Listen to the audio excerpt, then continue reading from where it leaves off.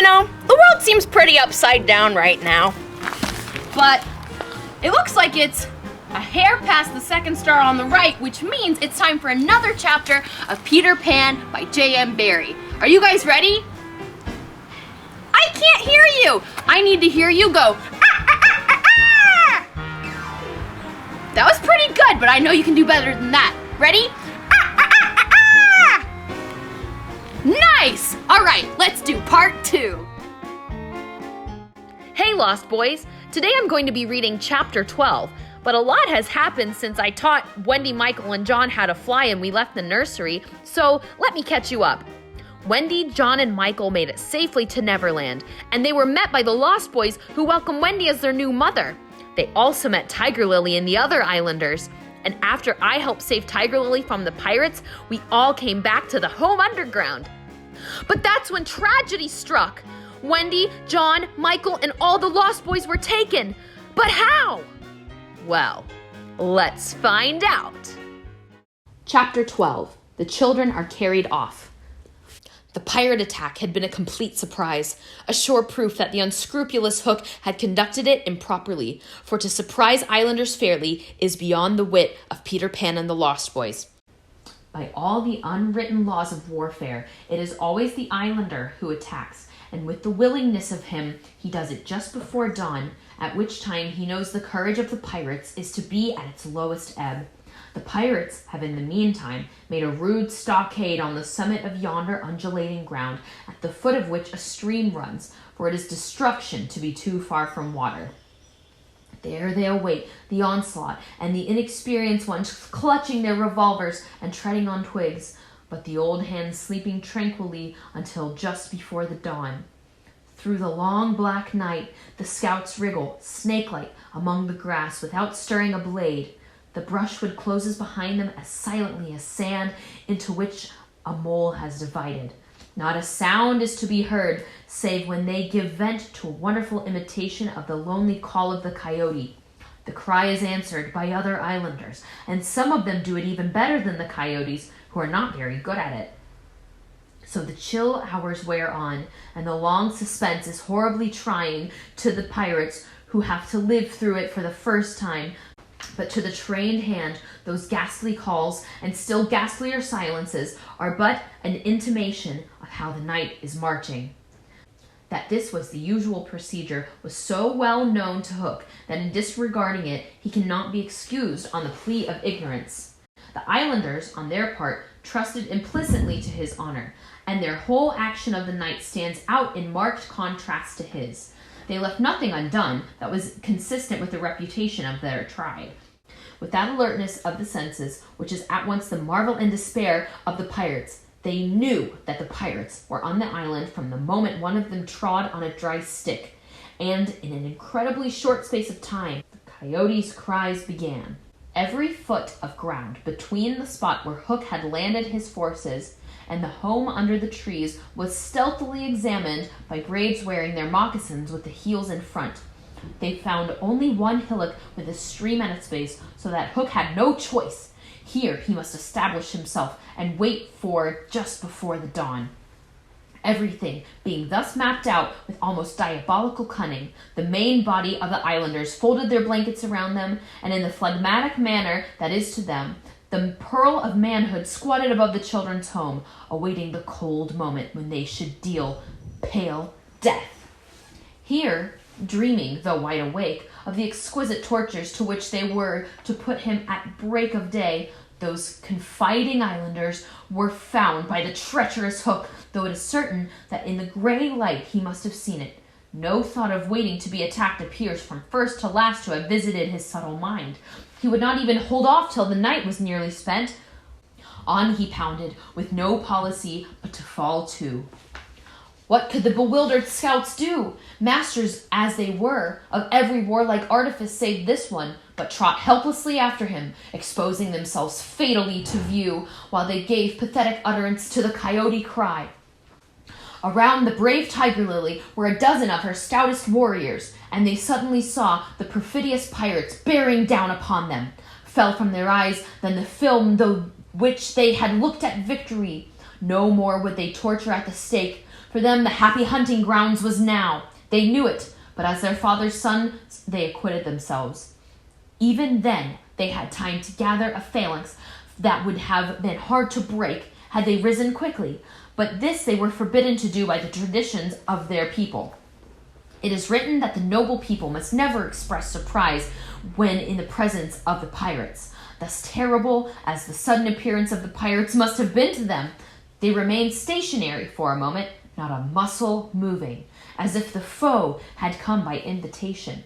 Then, indeed, the tradition gallantly upheld, they seized their weapons, and the air was torn with the war cry.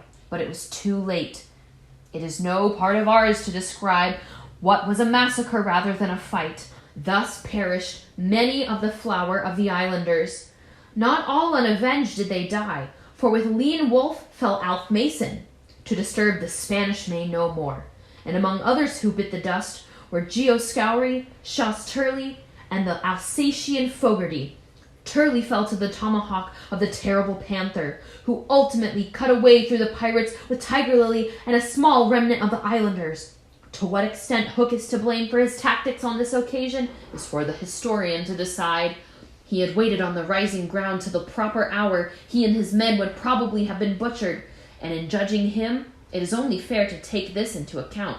What he should perhaps have done was to acquaint his opponents that he proposed to follow a new method. On the other hand, this, as destroying the element of surprise, would have made his strategy of no avail, so that the whole question is beset with difficulties. What were his own feelings about himself at that triumphant moment? Fain would his dogs have known, as breathing heavily and wiping their cutlasses, they gathered at a discreet distance from his hook and squinted through their ferret eyes at this extraordinary man. Elation must have been in his heart, but his face did not reflect it. Ever a dark and solitary enigma, he stood aloof from his followers, in spirit as in substance.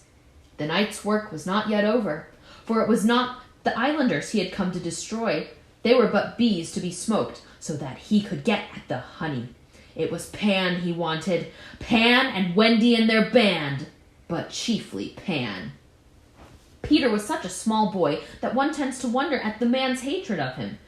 True, he had flung Hook's arm to the crocodile, but even this and the increased insecurity of life to which it led, owing to the crocodile's pertinacity, hardly account for the vindictiveness so relentless and malignant. The truth is that there was something about Peter which goaded the pirate captain to frenzy. It was not his courage. It was not his engaging appearance. It was not... But there was no beating around the bush, for we know quite well what it was, and have to tell. It was Peter's cockiness. This had got on Hook's nerves. It made his iron claw twitch, and at night it disturbed him like an insect. While Peter lived, the tortured man felt that he was a lion in a cage which a sparrow had come. The question now was how to get down the trees, or how to get his dogs down. He ran his greedy eyes over them, searching for the thinnest ones. They wriggled uncomfortably, for they knew he could not scruple to ram them down the poles. In the meantime, what of the boys? We have seen them at the first clang of the weapons, turned as it were into stone figures, open-mouthed, all appealing with outstretched arms to Peter, and we return to them as their mouths close, and their arms fall to their sides. The pandemonium above has ceased almost as suddenly as it arose, passed like a fierce gust of wind, but they know that in the passing it has determined their fate. Which side has won? The pirates, listening avidly at the mouths of the trees, heard the question put by every boy, and alas, they also heard Peter's answer. If the islanders have won, he said, they will beat the tom-tom. It is always their sign of victory. Now Smee had found the tom-tom, and was at that moment sitting on it.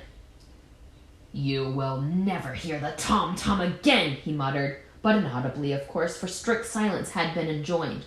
To his amazement, Hook signed to him to beat the tom-tom, and slowly there came to Smee an understanding of the dreadful wickedness of the order. Never, probably, had such a simple man admired Hook so much. Twice Smee beat upon the instrument, and then stopped to listen gleefully. "The tom-tom!" the miscreants heard Peter cry. "An islander victory!" The doomed children answered with a cheer that was music to the black hearts above, and almost immediately they repeated their goodbyes to Peter. This puzzled the pirate, but all their other feelings were swallowed by a base delight that the enemy were about to come up the trees. They smirked at each other and rubbed their hands. Rapidly and silently, Hook gave his orders. 1 man to each tree, and the others to arrange themselves in a line, 2 yards apart.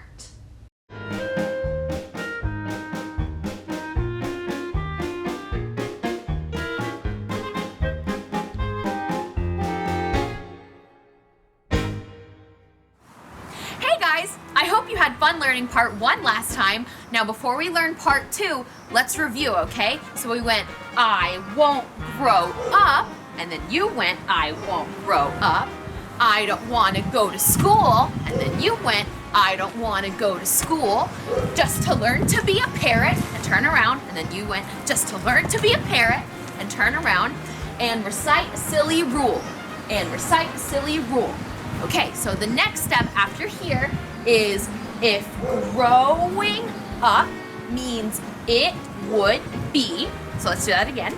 If growing up means it would be, and then we go beneath my dignity to climb a tree. Now that one's tricky. You say beneath my dignity to climb a tree. Okay, and that's part 2. All right, now let's try it with music. Now remember, I'm going to point to you when it's your turn to dance. Let's try it together. I won't grow up. I don't want to go to school. Just to learn to be a parrot. And recite a silly rule. Here comes part 2. If growing up means it would be beneath my dignity to climb a tree. And that's it for part 2. Shadow! How am I supposed to social distance from you? This is impossible!